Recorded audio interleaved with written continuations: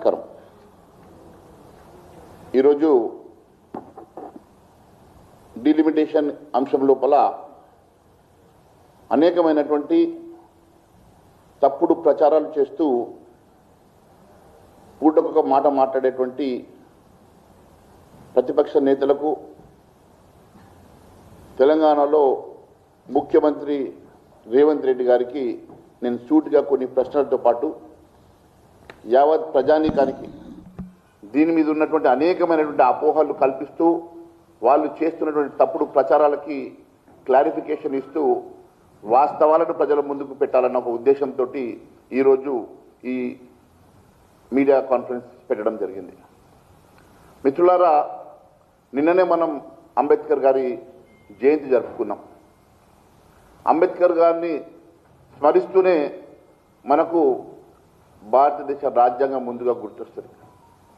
ఏ భారతదేశ రాజ్యాంగాన్ని వారు గొప్పగా ప్రపంచంలోనే అతి గొప్పగా రచించినటువంటి అంబేద్కర్ గారు రాజ్యాంగ స్ఫూర్తితో చేసినటువంటి ఈ డీలిమిటేషన్కి విరుద్ధంగా రేవంత్ రెడ్డి గారు అనేకమైనటువంటి అంశాలు మాట్లాడుతూ ఉన్నారు.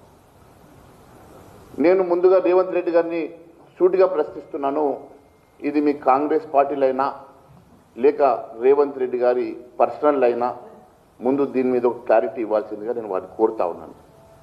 ఎందుకంటే ఎక్కడ కూడా మీరు మాట్లాడినటువంటి అంశాలు రాహుల్ గాంధీ గారు కానీ, సోనియా గాంధీ గారు కానీ, ప్రియాంక గాంధీ గారు కానీ, మరి ఖర్గే గారు కానీ మాట్లాడకుండా కేవలం ఈ అంశాన్ని మీరు మాత్రమే ఒక తప్పుడు అవగాహనతోటి ప్రజల్లోకి తప్పుడు నరేషన్ని తీసుకెళ్లేటువంటి ప్రయత్నం చేస్తూ ఉన్నారు.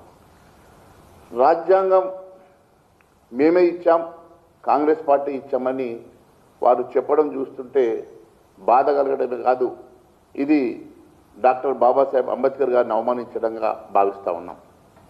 నిన్న వారు రాజ్యాంగానికి కాంగ్రెస్ పార్టీ ఇచ్చింది, మేము ఇచ్చామంటా ఉన్నారు. కాంగ్రెస్ పార్టీ ఇలాంటి తప్పుడు ప్రచారాలు మానుకోవాలి. రాజ్యాంగం ముందు రేవంత్ రెడ్డి గారు చదువుకుంటే రాజ్యాంగం లోపల కాన్స్టిట్యూషన్ ముందుగా ప్రియాంబుల్ ఉంటుంది. ప్రియాంబుల్లో చాలా స్పష్టంగా do there by adopt, enact and give to our self the constitution, ఈ రాజ్యాంగాన్ని తమకు తామే ఇచ్చుకున్నట్టుగా చాలా స్పష్టంగా ఈ రాజ్యాంగం చెప్తా ఉన్నది. మరి అలాంటి ఈ రాజ్యాంగం నేను ఇచ్చానని రేవంత్ రెడ్డి గారు చెప్పడం బాధాకరం. ముందుగా డీలిమిటేషన్ గురించి రెండు ఇంట్రొడక్షన్ ఇచ్చిన తర్వాత నేను సబ్జెక్టులోకి వెళ్ళదలుచుకున్నాను. ఈరోజు నేను మాట్లాడే ప్రతి అంశం కూడా రాజ్యాంగబద్ధంగా రాజ్యాంగంలో ఉన్నటువంటి అంశాలతోటి నేను మాట్లాడుతూ ఉన్నాను. ముందుగా డీలిమిటేషన్ ప్రక్రియ ముందు నేను వివరిస్తాను. ప్రెసిడెంట్ ఆఫ్ ఇండియా ఎలక్షన్ కమిషన్తో కన్సల్ట్ చేసిన తర్వాత డీలిమిటేషన్ కమిటీని అపాయింట్ చేస్తుంది.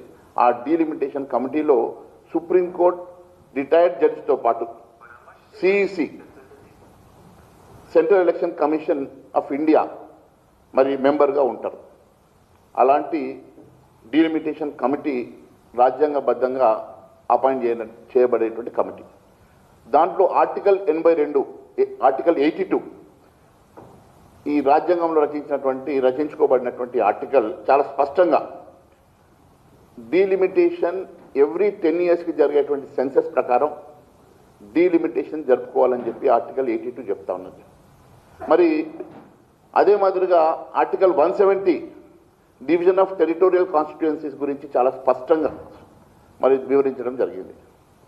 మరి ఇదంతా నేను ఎందుకు చెప్తున్నా అంటే డీలిమిటేషన్ ప్రక్రియ పూర్తిగా రాజ్యాంగంలో పార్లమెంట్ ద్వారా ప్రెసిడెంట్ అపాయింట్ చేసేటువంటి కమిషన్ ద్వారా నిష్పాక్షికంగా జరిగేటువంటి ఈ ఈ ప్రక్రియ ఇది. నేను అడుగుతా ఉన్నాను, 1952లో, 1962లో, 1972, 2002 4 సార్లు మరి డీలిమిటేషన్ జరిగింది. 1952లో డీలిమిటేషన్ జరిగినప్పుడు మరి అప్పటి ఉమ్మడి ఆంధ్రప్రదేశ్కు ఉన్నటువంటి సీట్లన్నీ, 1962లో అప్పటి కాంగ్రెస్ ప్రభుత్వంలో మీరు డీలిమిటేషన్లో అప్పుడున్నటువంటి సీట్లు ఎన్ని మరి 72లో ఎందుకు తగ్గినాయి ఈ ఆంధ్రప్రదేశ్ రాష్ట్రంలో? ఎందుకంటే దాంట్లో మీరు ఒక అమెండ్మెంట్ తీసుకొచ్చారు, రీఆర్గనైజేషన్ యాక్ట్ 1956.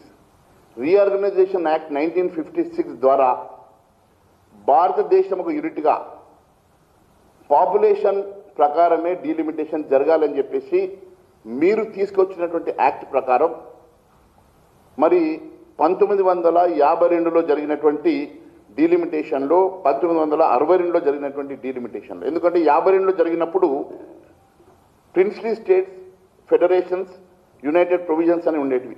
ఇండిపెండెన్స్ తర్వాత రాష్ట్రాలన్నీ కూడా యూనియన్ టెరిటరీస్గా మారినాయి. మరి దాని తర్వాత ఈ రీఆర్గనైజేషన్ యాక్ట్ 1956 మీరు కంట్రీ యొక్క యూనిట్గా తీసుకొచ్చింది కాంగ్రెస్ ప్రభుత్వం. ఈ డీలిమిటేషన్ ప్రక్రియలో 1962లో ఈ తెలుగు రాష్ట్రాలకు 43 సీట్లు ఉండే. మీరు తీసుకొచ్చినటువంటి 1972 డీలిమిటేషన్లో తెలుగు రాష్ట్రాలకు 42 సీట్లు, అంటే ఒక సీట్ తగ్గించారు. అంటే మీరు చేసినటువంటి డీలిమిటేషన్లో ఈ ప్రాంతంలో సీట్ తగ్గింది, 42 పోయి 43 పోయి 42 అయినాయి. దాని తర్వాత ఇదే 1972లో అప్పుడున్నటువంటి 58 కోట్ల జనాభా ప్రతిపాదిక మీద ఈ దేశంలో 542 తర్వాత 43గా 543 సీట్లు ఈ దేశంలో ఆ రోజు నిర్ణయించబడ్డాయి. కానీ ఈరోజు మన జనాభా 1